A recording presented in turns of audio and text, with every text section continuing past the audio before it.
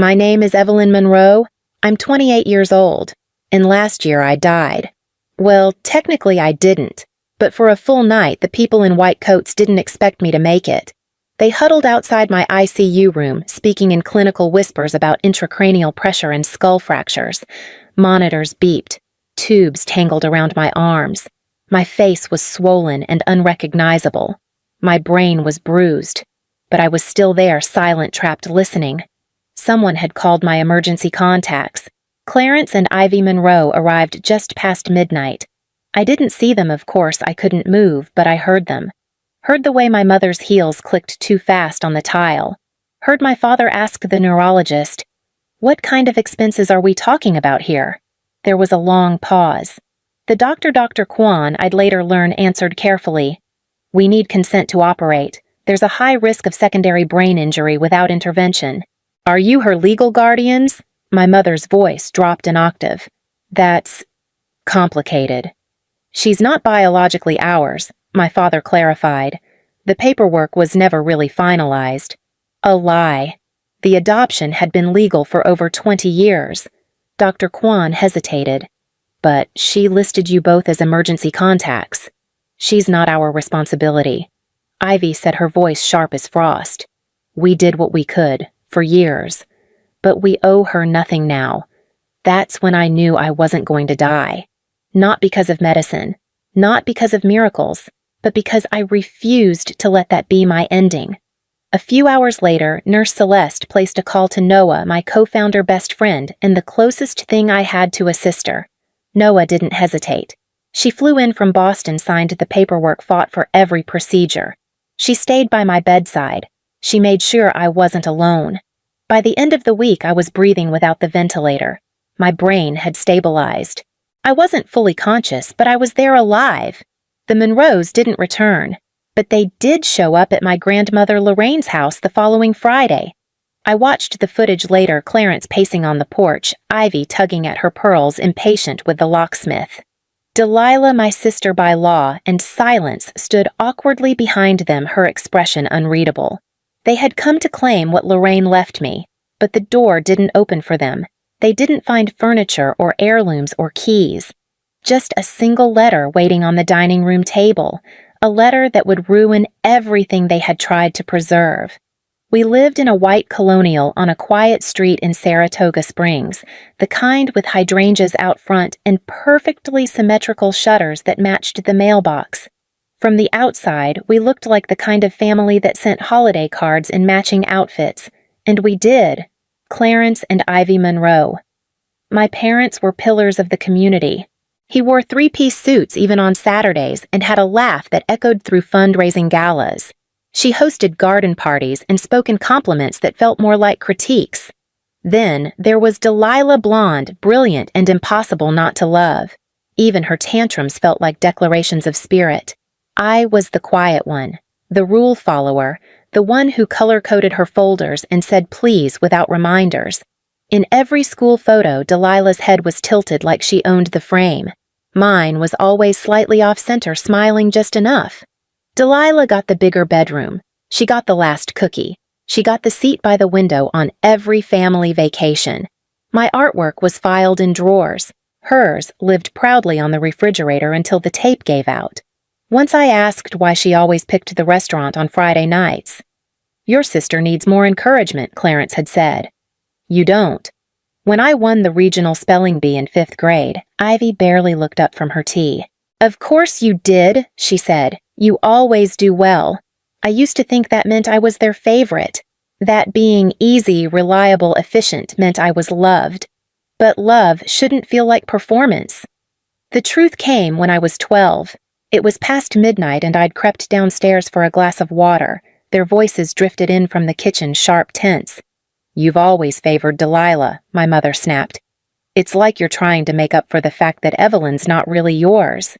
"She's not yours either, Ivy," my father replied. We agreed we'd never treat her differently. The glass slipped from my fingers and shattered on the tile. Silence. Then footsteps.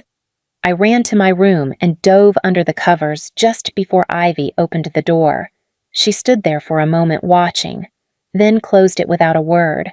The next morning, I stirred my cereal, slowly waiting. "I heard you last night," I said. Clarence didn't look up from his paper. Ivy poured her coffee. "I know I'm adopted." There was a pause. Ivy smiled that tight, immaculate smile that never reached her eyes. "Don't be ridiculous, Evelyn. You must have dreamed it." And that was that. No confirmation, no denial, just gaslighting and breakfast as usual. It was the day I learned truth mattered less in our home than the performance of it. After that, I tried harder to be perfect, harder to be needed, harder to earn what should have been unconditional. Because if I couldn't be loved for who I was, maybe I could be kept for what I achieved. After that night in the kitchen, I became obsessed with achievement. Not just good grades, perfect ones. Not just trophies, state titles. I didn't just want my parents to notice. I needed them to look at me and see something they couldn't dismiss. I graduated top of my class, gave the valedictorian speech in a crisp navy blazer Ivy picked, but never complimented. I got into MIT, full ride. When I called home, Ivy said, "Well, you always were efficient." At graduation, they came. Clarence clapped exactly 3 times during my speech. Ivy wore sunglasses the entire ceremony, even indoors. They smiled for the camera, shook hands with my professors, and left early for dinner reservations with Delilah. It didn't matter. I was building something bigger than their approval. At 22, I co-founded a health tech startup with Noah, my best friend from undergrad. We designed diagnostic software that could detect rare conditions from voice patterns and eye movements, something fast, something accessible, something human. The company took off. Investors' panels, features in Forbes. My parents attended the launch gala. Clarence gave a toast about raising daughters who lead. Ivy wore her pearls and called me Evelyn Grace all night like I was a resume come to life. Only one person ever saw me as more than what I produced. Grandma Lorraine. She lived in Albany in a creaky Victorian full of books and the smell of cinnamon. Widowed young, she'd raised Clarence with a firm voice and gentle eyes. She'd invite me every summer from middle school on after I learned about the adoption and made space for me in a way no one else did. "You read like your mother," she said once, handing me a tattered copy of Jane Eyre. Always lost in thought, but fiercely bright. I asked who my mother was. She paused, then said, "Someone who loved you very much but wasn't ready. Someday I'll tell you everything." Someday kept getting delayed. Then came Thanksgiving. 3 years ago. We were all there, me, Delilah, Clarence, Ivy, and Lorraine, who'd grown thinner but no less sharp.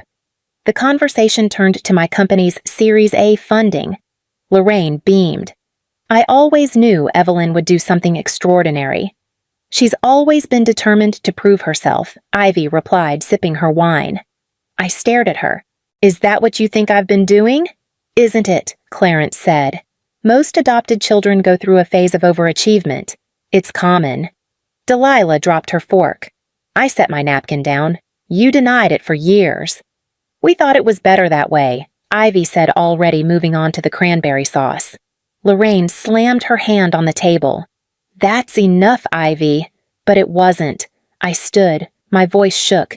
"You never wanted me. You wanted a daughter who made you look good, not one who needed you." Then I left. I didn't call. I didn't return messages. I changed my number. Lorraine was the only one I still saw every Sunday without fail. She was the last place that still felt like home. It was raining the night everything changed. That soft, steady kind of rain that turns familiar roads into blurred mirrors. I stayed too late at the office. We were prepping a major update and I didn't want to leave it unfinished. Noah told me to head home around 8. I didn't listen. 15 minutes from my apartment, a car ran the light at Halston in Maine. They told me later it hit the driver's side at 60 miles an hour. I don't remember the sound, only the silence after the kind that hums like a dial tone inside your head. I was told the paramedics had to cut me out of the wreckage, that my ribs were fractured, my collarbone shattered, that I had bleeding in the brain and pressure behind my eyes. I was unconscious by the time I reached the ER, and that's where I stayed, unmoving, intubated alone. At 2:12 a.m., the hospital called the emergency contacts in my phone. Clarence and Ivy Monroe. They came. They looked at me covered in blood and machines. And then they left. "She's not actually our daughter," Clarence told the attending physician. "It was informal. The paperwork never went through."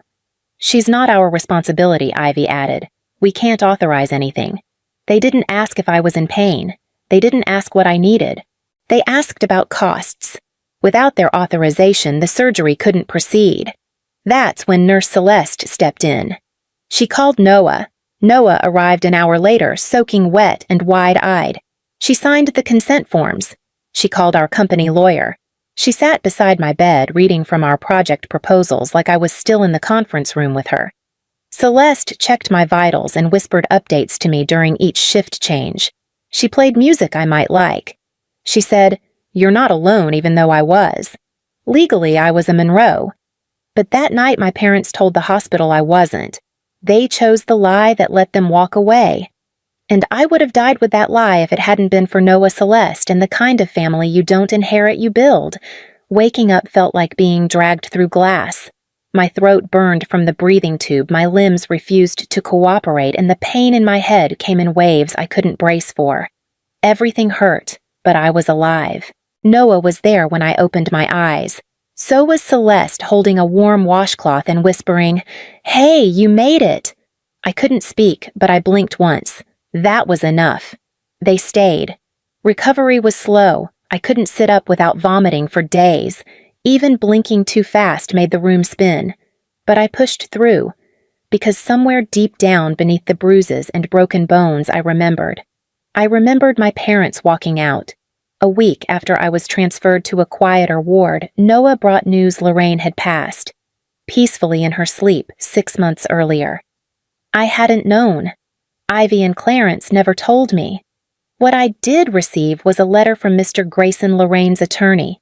He arrived in a charcoal suit and a soft voice, carrying a sealed envelope and a thin folder of legal documents. "Your grandmother asked me to deliver this personally should anything happen to her before she could speak to you directly." Inside the envelope was a letter in Lorraine's handwriting. She explained everything. My birth mother had been her niece Caroline, just 18 when she got pregnant. The father disappeared. Lorraine offered a solution adoption within the family. Her son Clarence and his wife Ivy had been struggling to conceive. It seemed like fate. What she hadn't foreseen was that Ivy would become pregnant with Delilah just weeks after taking me home. 2 infants. One theirs, one not.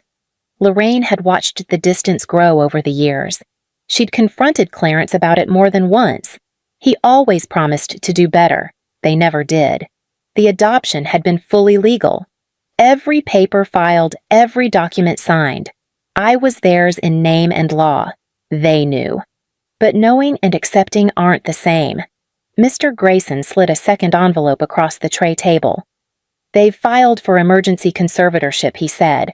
"They're claiming you're mentally unfit to manage Lorraine's estate." I stared at the name on the petition, Evelyn Monroe, respondent. They'd left me to die.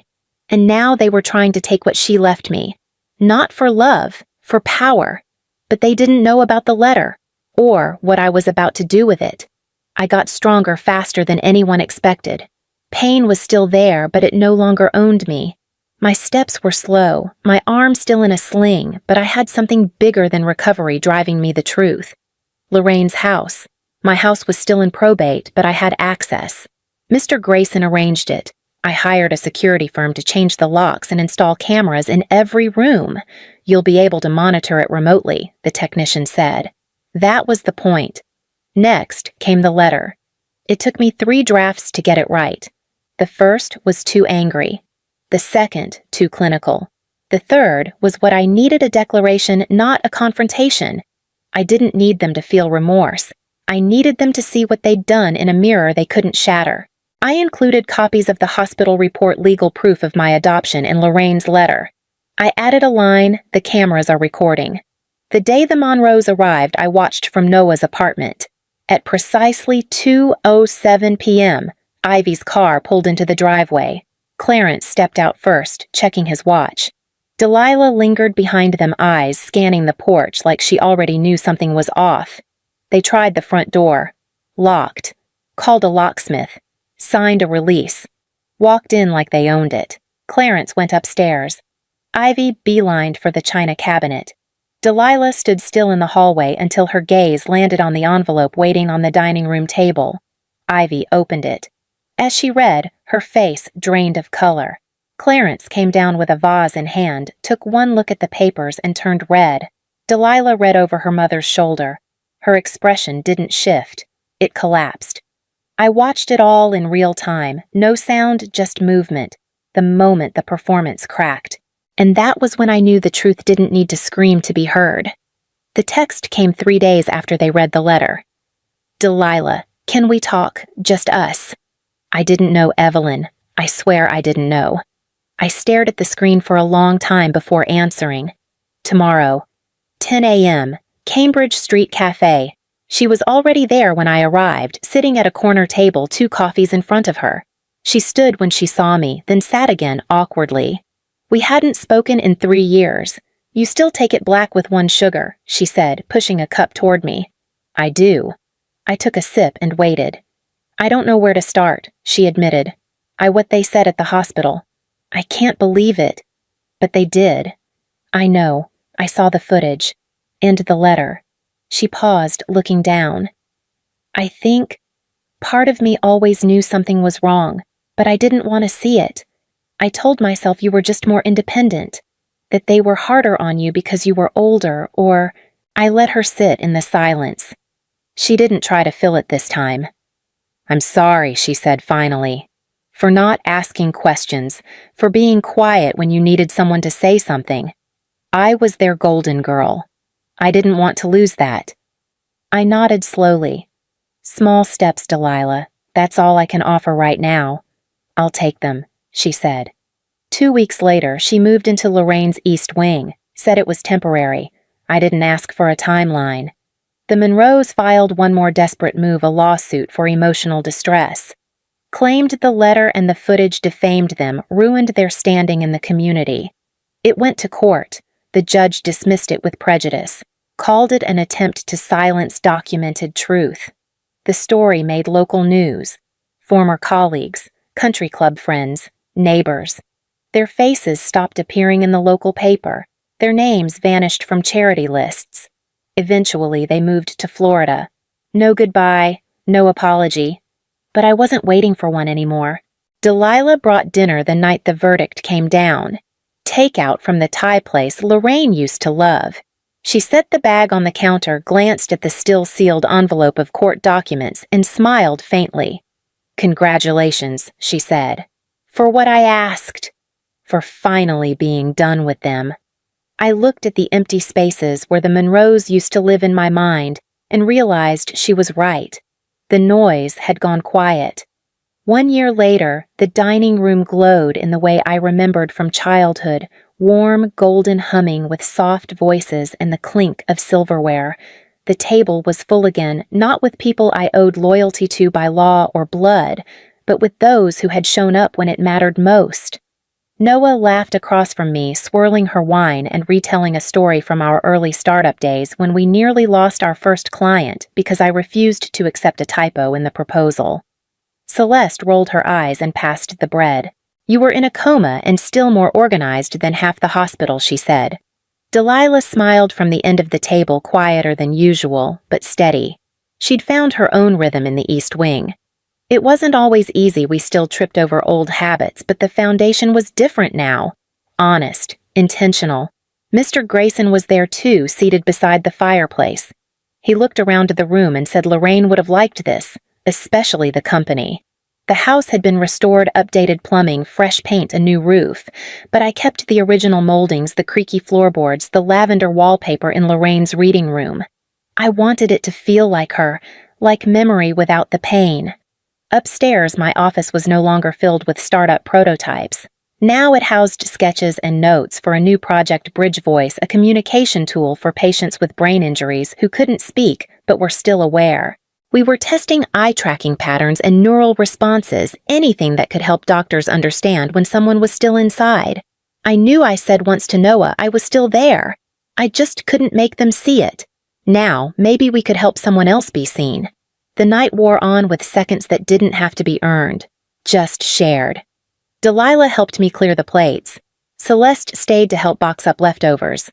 Grayson left with a wave, promising to return next Sunday. Noah hugged me like she always did, tight and certain. Later, when the house was quiet, I stepped out onto the porch.